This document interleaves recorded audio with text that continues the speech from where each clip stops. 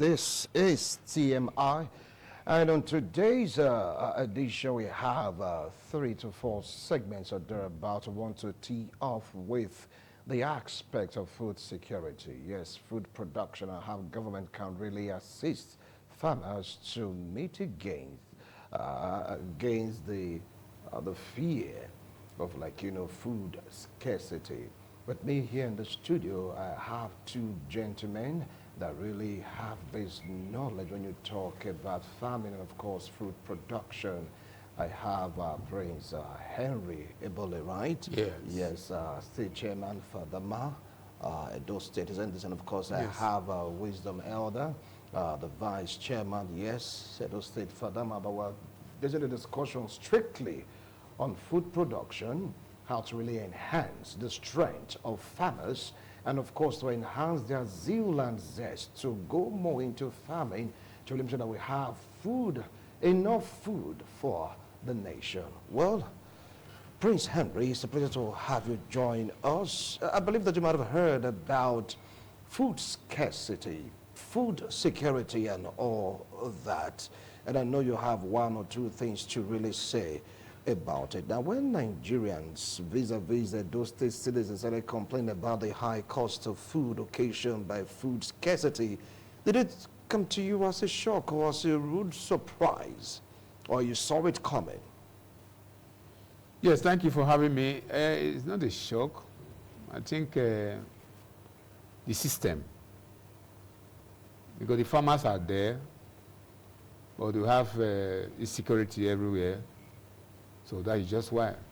But I know very well that this new governor now will do something drastic about it so that the farmers, my Fadama farmers, can go to the farm. Now, we're talking about farmers in general right now. Yes, farmers in general. Yes. Can go to the farm and do what they know how to do best. Because if you look at it, there's still problem of security everywhere. It's not over yet, but I'm pretty sure that this new government will do something about it so that there will to be real to all the Edo State indigene by the grace of God. All right, now let me come to your Wisdom Elder, Greek experts, and I believe that you've been observing the trend and of course the complaint raised by farmers in terms of them not being able to go to the farm.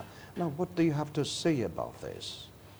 Okay, I think when it comes to security, or let's say when it comes to insecurity in those states, the previous government has tried to an extent, but we discovered that the approach has not been fully, it has not been fully established. We still have a lot of hitches at some point because I believe probably maybe because some of those security operatives were maybe used to protect personal interest, I don't know. But I think there was a time that the entire traditional rulers, they gathered and they told them to make sure they mobilize heavily for their own security. And about that time, we started seeing results in our villages, on our roads, all the rural roads. If you travel, you see the presence of the village security vigilantes, operating. But I think at that point, if you had left it for just the traditional rulers and the villagers, it might not go to a very far extent. They will have limitations. So I think it was at that point that the government would have also intervened by providing them with other facilities, vehicles, and some level of firearms and other kind of trainings, because this is not something that just one person can do alone. Even the security agencies, the police will tell you they cannot secure alone. They still need the cooperation of the people.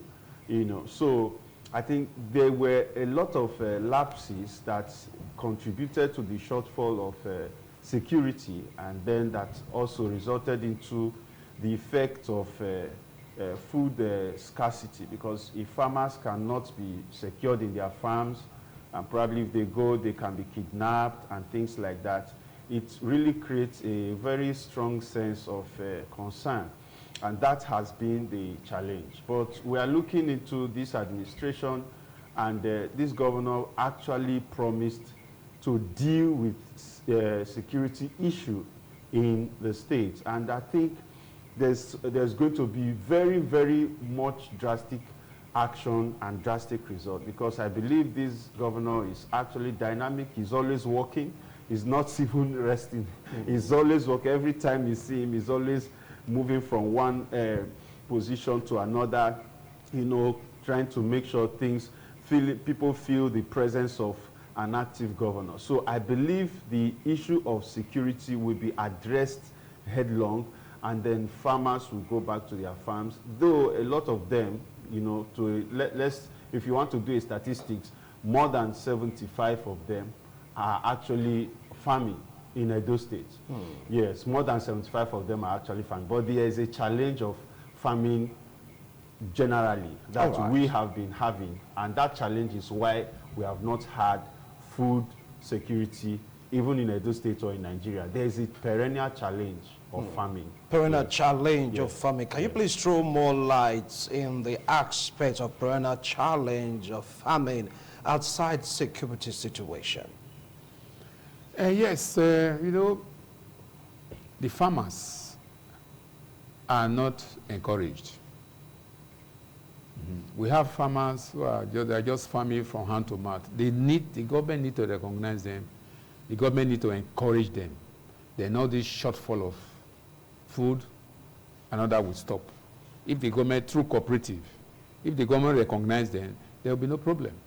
Because we have the fertile land, like just what the government is doing now, giving out fertilizers. But Prince Henry, talking about government, I believe that you have cooperative, you have loans being given out to farmers, and you're saying that the government is not encouraging them. How? See, you see, when you say we have loan, oh yes, we have Bank of Agric there, but there's a problem. They can't access it. It's very, very, very difficult. You know, the farmers now, they are poor. The government have to, you know, bring it to the lowest level. Allow them free room to operate, to apply. Because the process of applying for a loan through Bank of Agriculture or another NGO is so difficult. You cannot expect the farmers now coming all the way from Auchi or even from my village, in a village where I come from, local government, to come to Bank of Agric here, come today, tomorrow, next tomorrow, and at the end of the day, they will be frustrated. So if the government can remove all those lacuna, then there will be no problem. Just assist the farmers. That's why we are involved, so that at the end of the day, they will have soft loan to do the farming. All right, I'll come back to you, Prince Henry Ebole. Well, let me go to Wisdom Elder.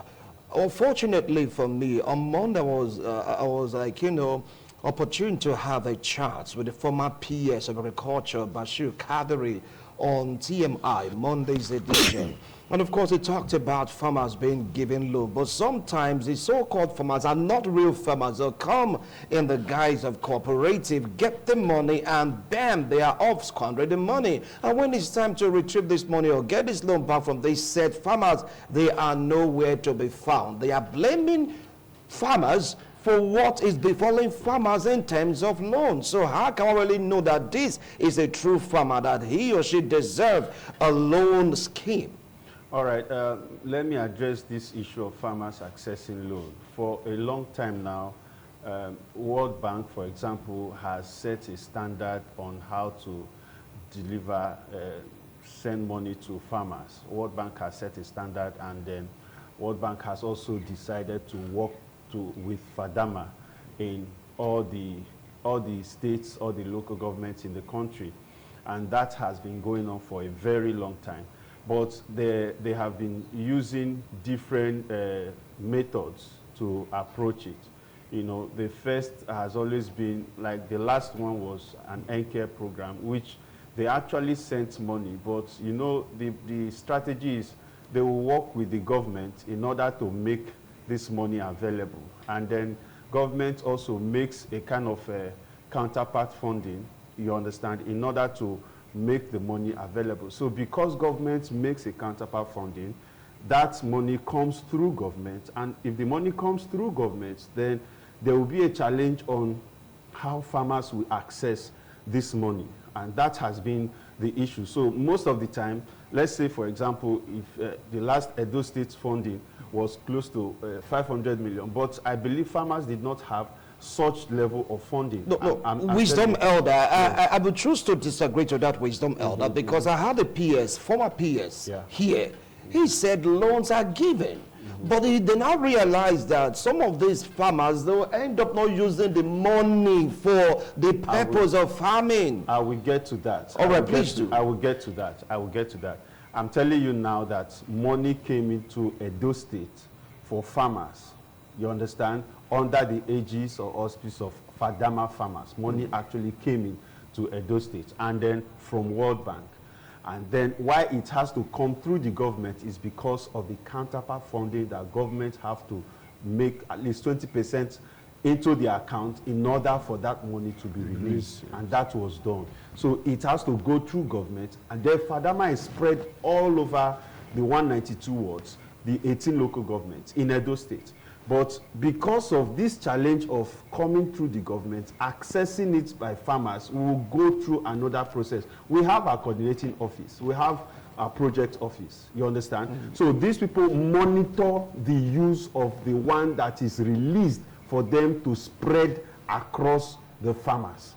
And then another thing that has been going on is not actually always giving cash as an empowerment structure, but empowering people through either seedlings or through equipment, farming equipment, or even fertilizers.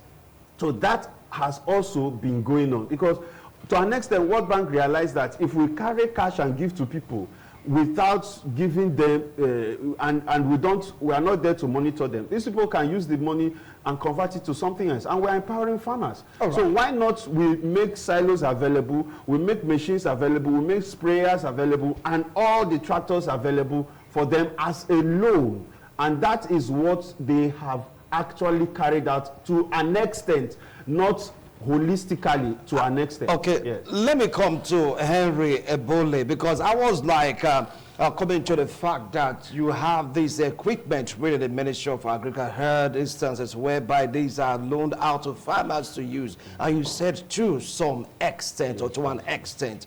Well, right now as it stands, counterpart funding, yes, you have an organization or a body taking care of farmers, but still they bring these fertilizers.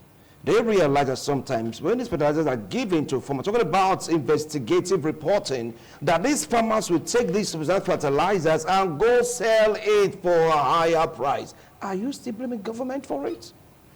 You see, they use it for that purpose. They go sell it for a higher price. They use the money to do something else. Well, when you say they go sell it, you cannot really. Well, it might happen like that they go sell it, you know, but you see, the government need to put a structure down and make sure these farmers are monitored. That's why we're in a Federated Fadama Community Association. Our farmers, we know them, we go to them, we rehearse with them. So it's just, if the government put the structure down, call some of us, we know what to do to make sure that anything that they want to do in terms of assisting farmers, giving them inputs and fertilizer, it will be monitored and it will be used for the purpose why it was given. So everything still boils down to government. So you're saying that because we don't have a mechanism of monitoring these people, yes, that your own set can monitor them? Oh yes, that's why we're in association, well established. World Bank is, we are in the 36 states plus the FCT. Yeah. So, and you see, like NK now, they are still bringing money, but by the time the money get to the various states, Nigeria system will enter. What do you mean by Nigerian system? Nigerian I don't system, understand it doesn't- that. okay. I don't understand Nigerian system. How? Listen now. Yes. Favoritism. This is my commissioner. This is my this. This is my this. At the end of the day, that fund, the people that is made for, will be diverted. We're in the system now. So that is the problem we're having. But this time we are now in Edo State, we are going to rechannel the whole process by the grace of God. The governor will lead it to us, and they try to see what we can do and make sure that the farmers really get this simple. The government is trying really, but bureaucracy, the people involved are the problem. That's why you see that the things are still very funny, but by the grace of God, we're going to right it wrong. All right. So about bureaucracy right now, because you have to pass through one form of bottleneck or the other, hence the impediment of you really getting what is due you as farmer to maximize food production. Now, what are you willing to do as a farmer to make sure that this bureaucracy, so to speak, doesn't impede your speed or effectiveness to make sure that we have food abundance in the state and, of course, this country at large? All right. The first thing we are doing, especially with this government, this administration, because you definitely have to work with the government. The first thing we're doing is to introduce a very formidable template that can help to revolutionize agriculture in the state. We are introducing it and we are proposing it. And very soon, I believe the governor will actually have access to that template. We are sending it because we understand the urgency of food security as far as the program of His Excellency Senator Monday Okpebholo is concerned. We know how much he has agriculture in mind, and then we also know that such kind of passion can be abused by the wrong people who might not mean well for the Edo State, and in turn it will affect every energy that the governor intends to divest into that sector. So we have released. The reason why we are doing this is because the next funding of World Bank for farmers is going to be directly on what they have been able to produce. So all farmers in Edo State, for example, that are directly under the FADAMA, all of them they are going to confirm what they have been able to produce. They will see their farms. If you have 10 plots, they will see your 10 plots and know the logistics it took you to grow your farm to that extent, and then the grants for all your logistics, all your sweat will be paid directly. So this time around, they are not going to maybe to send the money again to any, because they have known that those processes were not actually delivering the exact result that is required. So this time they are going direct to the farmers, and then there are strategies that are put in place. All these are what we intend to really make known to His Excellency, so that everything that he wants to do as far as agriculture is concerned, you will see food, excess food. Yes. And a crash in price of these food commodities. It's very, very possible. All right. There was a time we made mention of something. The challenge of unions and all the rest of them. Dealt with already. Yes, there was a time we made mention of that. I think that was, we had opportunity for a press conference and we did that. And immediately we saw the results in this administration. So we believe that this administration is actually listening to what is happening and they are taking immediate action. Thank you so much, Wisdom Elder. Thank you so much, Prince Henry Ebole. But in a minute, give us your advice to farmers and of course to those citizens with regards to ensuring food security in 1 minute, because our time is up. Yes, my advice is just that, because I'm a grassroots farmer and I have my members across board. Their problem is... We're not talking about farmers right now in general. In general now, what they need is government intervention. It's really difficult for them to survive alone. If government intervene, then there will be a lot of food in this state. Just government intervention. And that's why we are here. By the grace of God, the governor, the distinguished Senator Monday Okpebholo, by the grace of God, we are going to meet him and then let him know this is who we are and this is how we can channel this thing. And at the end of the day, there will be food. All right. There will be food because the farmers are there waiting. All right. I'm ready. Thank you so much, Wisdom Elder. I know you have so much to say, but you have to work with time. No and problem. Of course, I can give a 1 minute talk, no problem. okay, just 30 seconds. All right, 30 seconds. 30 yes. seconds. I want to say that it's very possible in the next 1 year to train, to empower over 100,000 farmers, and it is in the program of the templates that Fadama is Anyway, introducing. okay, thank you so it's going to much. be very- 100,000. Are you not exaggerating? No, I'm not exaggerating. Okay, fine. Farmers out there, there is a call to all of you, no matter if it's substantial, model, whatever. If you're a farmer, you're into food production, always be in touch with the Ministry of Agriculture. That's what I would say for now, because right now we are tackling a very serious problem, hunger. If I'm hungry, I want people to be here to speak this grammar. If I'm hungry, I want people to come out here to say, I want to talk. No, food security. And I believe that the governor of the day has farmers at the back of his mind. Definitely is going to work with all farmers to make sure that there is food security. Prince Henry Ebole, thank you so much for coming. And of course, Wisdom Elder, thank you so much Thank you for for having me. coming.